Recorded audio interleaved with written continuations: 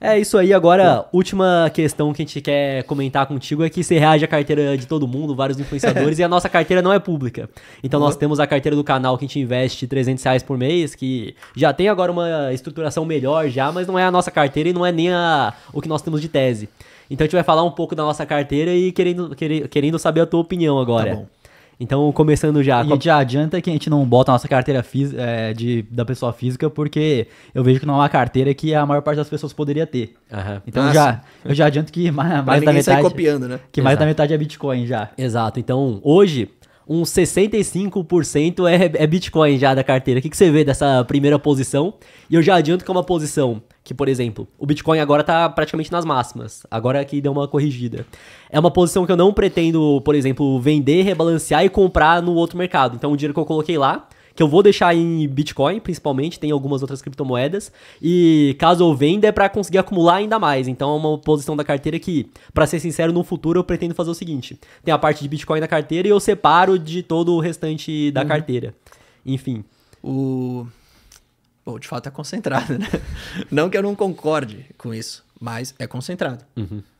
Perceba, quando eu estava falando aqui da questão de risco, você está correndo um risco Sim. específico alto. Então, se você for olhar, eu estou olhando do ponto de vista da mitigação de risco mesmo, do ponto de vista teórico lá, se fosse plotar a sua carteira no Excel lá, para calcular isso, com certeza estaria mostrando um nível de risco altíssimo. Sim. Porque você tem 60% de Bitcoin, que por si só tem uma vol altíssima, e para mim vol é risco, né? Então, desse ponto de vista, se for falar, pô, é eficiente ter 60% em cripto? Não dá para dizer. É ineficiente do ponto de vista da mitigação do risco específico. Mas não quer dizer que é ineficiente do ponto de vista da montagem do portfólio. Porque isso aí vai ter a ver com o perfil. Vocês conhecem sobre cripto, vocês estudam sobre isso. Vocês acreditam no negócio, certo? Então, se você acredita, menos mal, porque tem a ver com o seu perfil. Dá para falar que na distribuição normal, vamos falar disso de novo, as pessoas deveriam ter 60% em cripto? Jamais. Com certeza não, Nunca. Nunca. Por quê? Porque eu tenho que tratar o normal como a realidade. Na distribuição normal, que é a realidade. Então, para a normalidade das pessoas, elas precisam mitigar o risco específico. Então, eu nunca teria 60% de cripto. Mas, aí você vai para o outlier, que é o caso de vocês.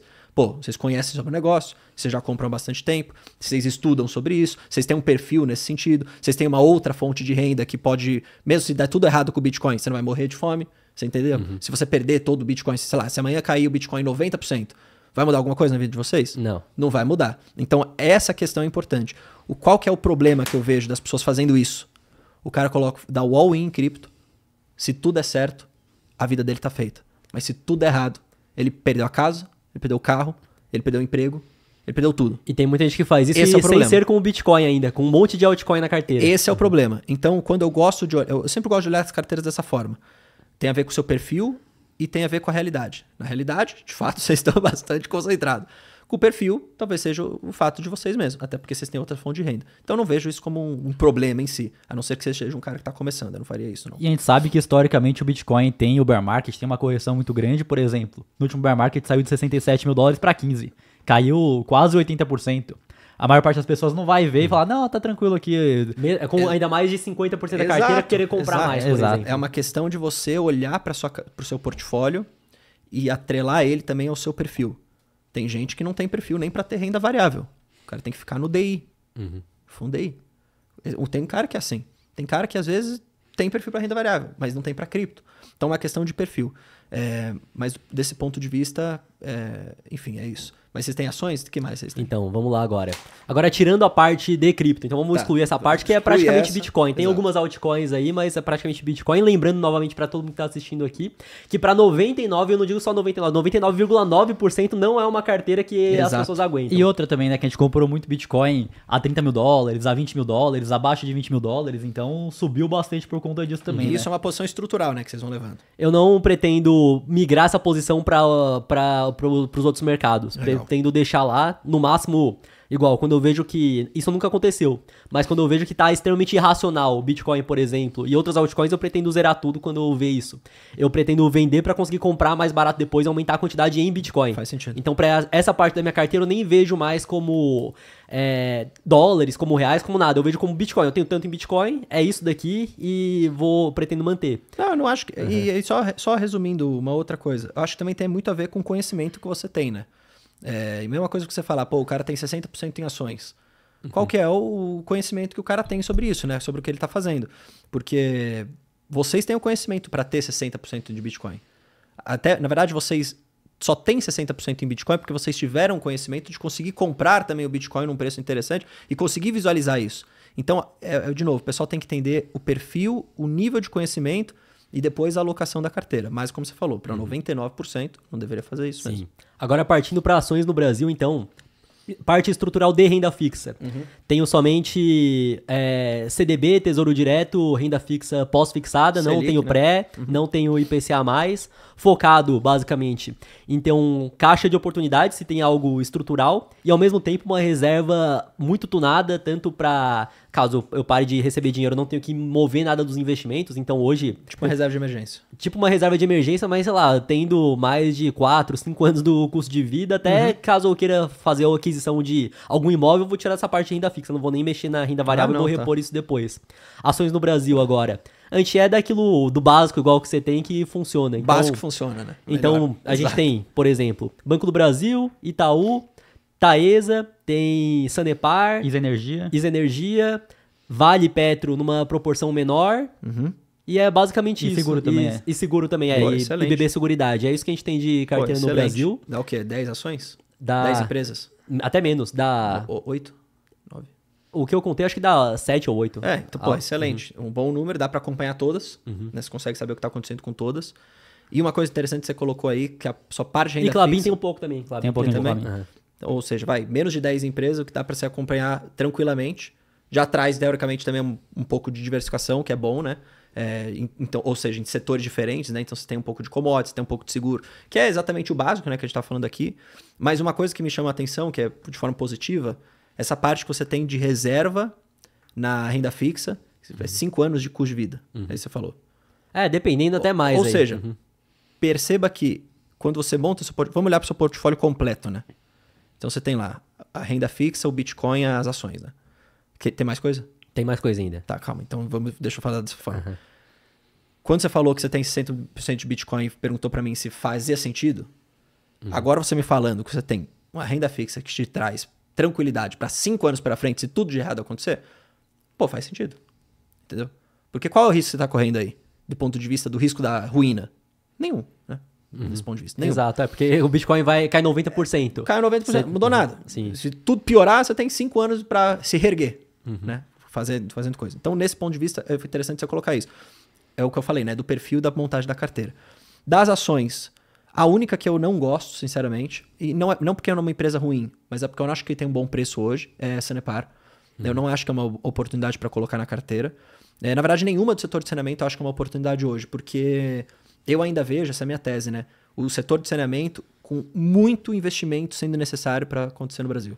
E isso impede de você ter um pagamento perene de dividendos para anos e anos para frente. Não que não pague bem hoje, mas isso, na minha opinião, isso impede disso acontecer para sempre.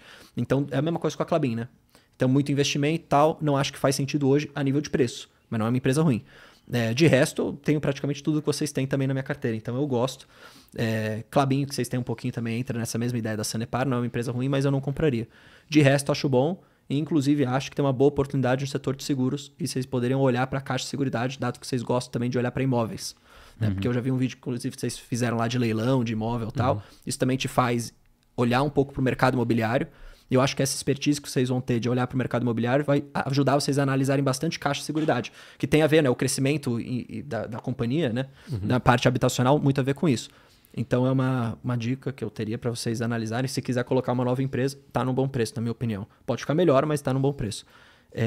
Que mais você tem?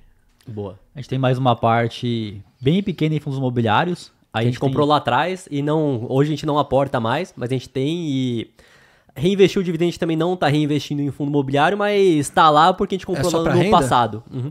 Mas é pra renda que vocês É têm? que no passado o que acontece? A gente diversificava mais entre ação e fundo imobiliário porque eu pensava, quando eu quiser me aposentar, vou ter fundo imobiliário também, gera renda mensal. Só que hoje eu vejo que pro momento de vida que eu tenho e pra estratégia que eu tenho também, o fundo imobiliário não faz tão sentido de aportar mais por conta que, caso eu quisesse me aposentar, eu já conseguiria e as ações já possibilitariam isso com uma simetria maior.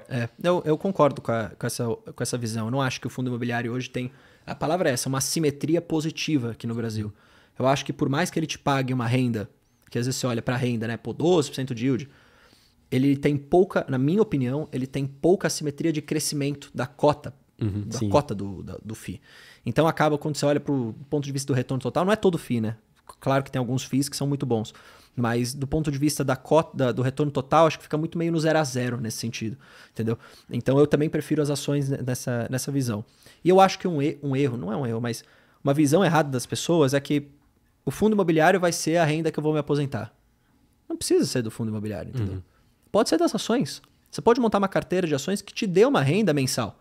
Pega diferentes empresas, diversifica ali. Ainda mais quando a vai pessoa pingar todos os estrutura meses. essa aposentadoria de uma maneira mais correta. E estrutura ela vai com fazer tempo, um custo né? anual. Não, ela vai Exato. fazer anualmente. Ela não vai fazer, esse mês eu recebi tanto, eu vou gastar. Não, eu vou Exatamente. provisionar em 2025 aquilo que eu vou gastar em 2026, né? Exatamente. Mas eu acho que talvez FII foi o que vocês começaram a investir. Não, a gente começou já nas ações, mas logo depois foi comprando FIIs também. Mas com essa visão de querer ter a renda para se aposentar. Que querer ter a renda e o fluxo de caixa também. E ao mesmo tempo, a gente não vendeu porque a gente faz vídeos também falando de fundo imobiliário. Então ter na carteira faz com que eu acompanhe mais Exato. e fique mais por dentro, porque eu acho que, no nosso caso, não é o mais interessante, mas para muitas pessoas que estão iniciando, acaba que é o mais simples dele entender e conforme a pessoa vai evoluindo como investidor, acaba partindo mais para as ações. Que foi o que aconteceu conosco também, né? Exato, Eu concordo, mas discordo do seguinte ponto. Eu nunca achei que FII fosse mais fácil de entender do que ações. Nunca achei.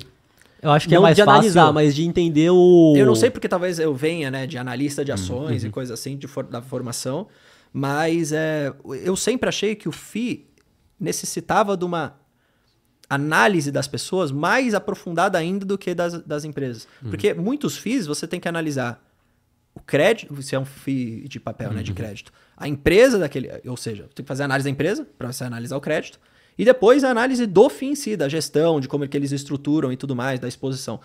Então, eu nunca tive essa opinião. Eu sempre achei que, na verdade, as ações fossem mais fáceis de você aprender a analisar, por conhecer os negócios, do que os fundos imobiliários. Mas legal que vocês têm uma visão diferente. Talvez eu que esteja Que viesado. nem, por exemplo, pensa comigo aqui. Pro cara entender que tem um fundo imobiliário de galpão logístico, aí tem 6 galpões, estão alugados ali, o cara consegue ver para quem que ele aluga, quanto é que paga, o dividendo vem desse aluguel. Por ser algo estrutural e até mesmo cultural do brasileiro. Sim, de entender mercado que vai imobiliário. lá, Né? aluga imóvel e recebe. Eu vejo que nessa primeira camada é mais fácil de entender que tem um galpão alugado e que a Casas Bahia, Americanas pagam um aluguel mensal pra ele, do que ele entender, por exemplo, você pega uma empresa que nem, sei lá, uma BB Seguridade, não. Que eles vendem seguro, aí eles ficam com dinheiro no caixa e tem a apólice. Né? Prêmio emitido, prêmio ganho, prêmio retido, é verdade. Aí depois ele vai ter um payout, por exemplo, você pega o Banco do Brasil, que era 40%, pega um BB Seguridade que chega próximo de 100%, que o payout vai ser o quanto do lucro ele distribui em dividendos. Eu vejo que para essa primeira camada é mais simples a pessoa entender que o fundo imobiliário tem o galpão, alguém aluga, paga aluguel, tu recebe tua parte. E partindo dessa opinião, talvez o interessante é que se o cara tá começando nos FIIs, que ele parta para FIIs de tijolo primeiro. sim. E antes de ir para FIIs de papel. Que aí sim se torna mais complicado de você analisar mesmo, é verdade, eu concordo com E em relação ao fundo imobiliário, a gente não tem nenhuma pimentinha, nada de mais arriscado, porque a gente vê que é mais interessante pegar aquilo que já é mais consolidado, que tem mais qualidade, mesmo que o preço seja mais elevado, porque eu não preciso me preocupar com isso. Menos de 10 também, acho que 8 ou 9. Não, mas é bom, eu até sou de uma opinião também, que eu não acompanho muito FII, não sou muito especialista, mas... É interessante ter uma diversificação também maior dentro da classe de FIIs, né? Então ter mais FIIs, que aí você consegue pegar tijolo, diferentes segmentos, talvez um pouquinho de papel, mas não expondo muito a carteira, ou talvez fundos high yield, high grade, né? Dentro ali para você conseguir ter uma exposição talvez um pouco mais a créditos mais arriscados, mas ao mesmo tempo diversificando para créditos mais tranquilos, colocando nessa palavra. Então eu acho que isso é bom. E eu não acho que é ruim o número, não. Se você juntar a sua carteira, você tem, 20, juntando quase 20, 16, ações e FIIs. Ações mais FIIs. Bitcoin, E a renda fixa. E aí tem umas altcoins também aí que aí mais baguncinha, é mais baguncinha Mas mesmo. aí é a pimentinha, né? Aí é a parte que eu tenho de pimentinha na carteira, eu vejo que é altcoin, não vejo que o Bitcoin seja essa pimentinha. Fala uma aí pra nós. A gente tem, vixe, tem um monte, tem bastante Ethereum, Chainlink, tem Near, Pô, a Ethereum você considera a pimentinha?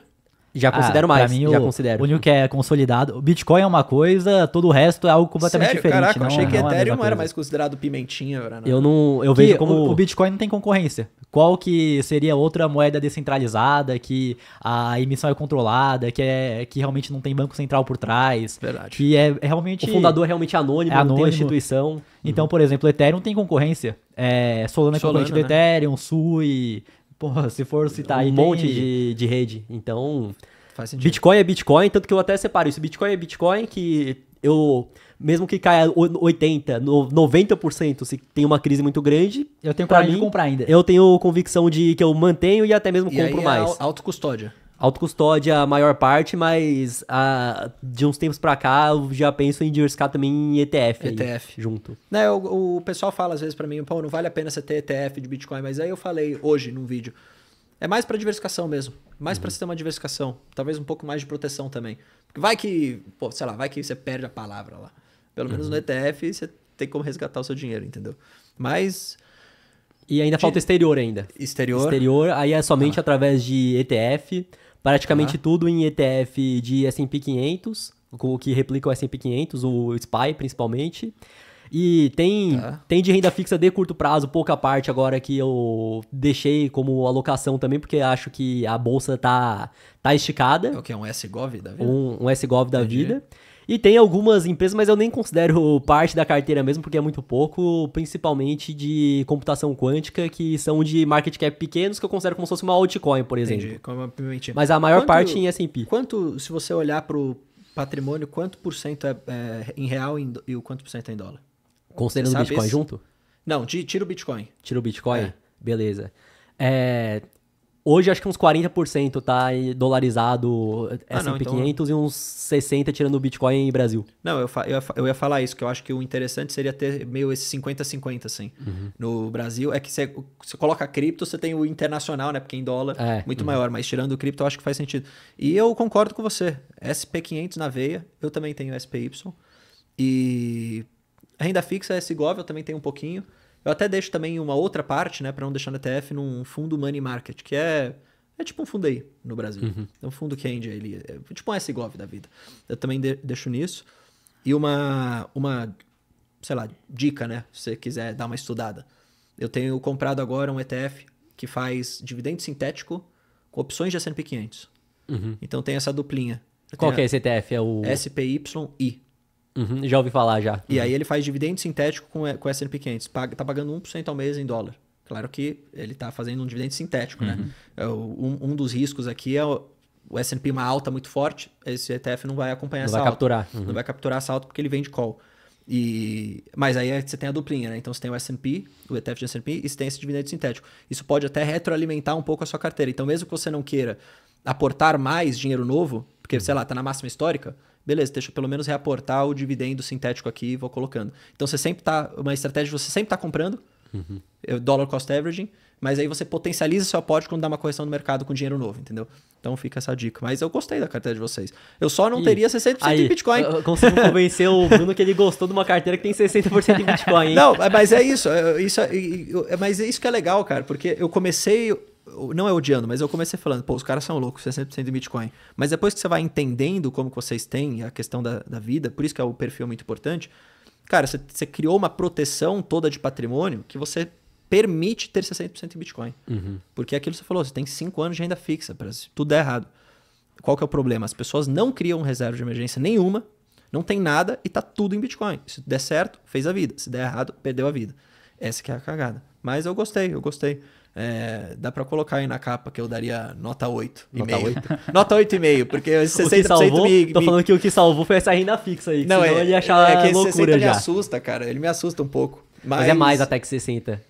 Hoje eu nem separo mas mais. aí vamos fazer o seguinte, ó, excluindo o Bitcoin. Vamos colocar o Bitcoin de lado, que é outro tipo de visão. Aí é nota 10, porque é praticamente o básico que funciona, que é o que eu acredito. Aí, ó. Você tem o exterior, você tem a renda fixa com a reserva de emergência, você tem as ações Brasil com dividendo e você tem o mercado imobiliário, porque o meu básico funciona, eu penso assim, mercado imobiliário, internacional via ETF, ações Brasil e fator Z que eu chamo, né, que pode ser a cripto. Mas aí é muito pequenininho, né, por isso que eu excluí o de vocês. Mas o mercado imobiliário eu prefiro nos Estados Unidos, via REITs, né? Então eu recebo dividendo em dólar também lá. E eu acho que o mercado imobiliário nos Estados Unidos, do ponto de vista de oportunidade que a gente tem hoje, né? Comparando os FIIs com os REITs, tem muito mais oportunidade lá. Mas mesmo assim você tem o mercado imobiliário, que é o mercado imobiliário no Brasil. Então é o básico que funciona. Parabéns, vocês fazem o básico que funciona. É o básico, ó. Vou trazer uma camiseta. 60% Nós fazemos o básico que funciona. 60% de Bitcoin. Não, excluindo o Bitcoin, né? Tirando o Bitcoin. Mas é isso.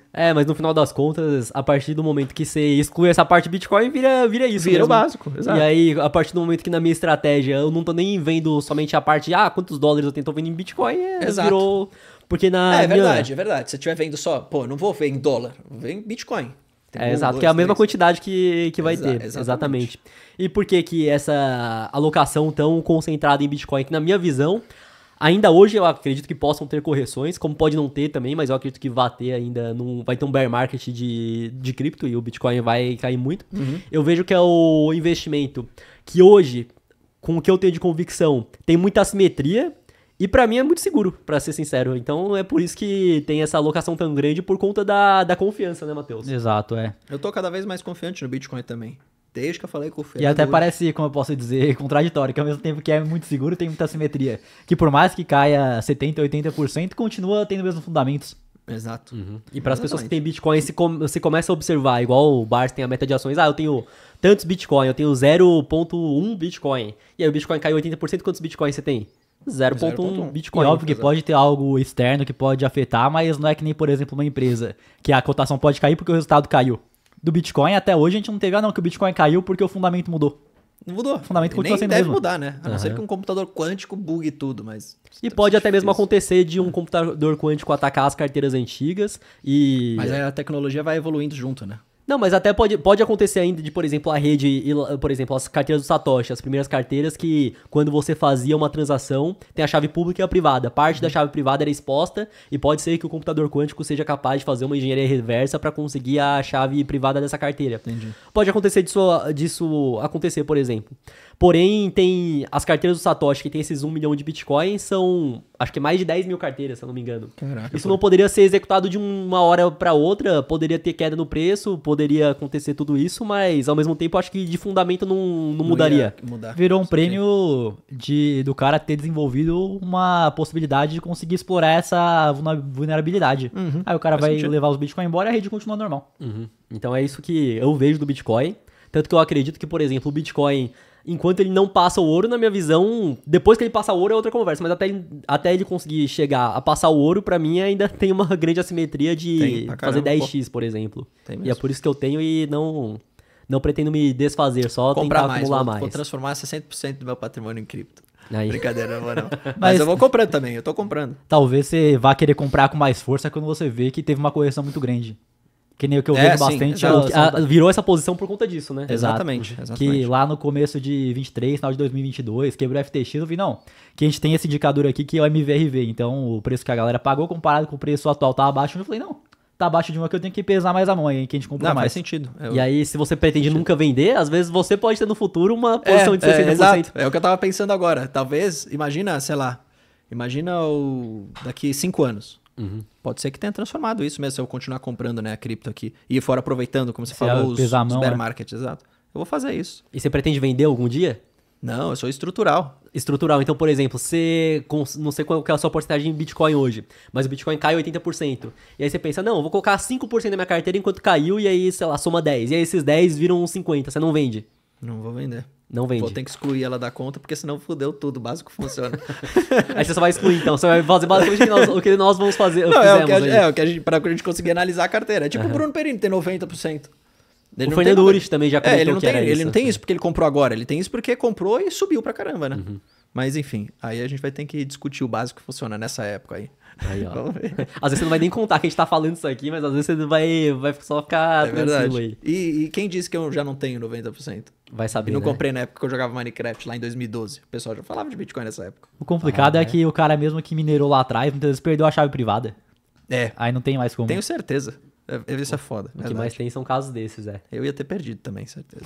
Tem o cara lá que era acho que era Londres, que tinha 8 mil Bitcoin, que tava no HD, jogou no lixão, tava procurando desde 2013 Nossa, esse HD. E recentemente saiu a notícia que ele desistiu de procurar. Que ele falou que não vai mais procurar. Vixe.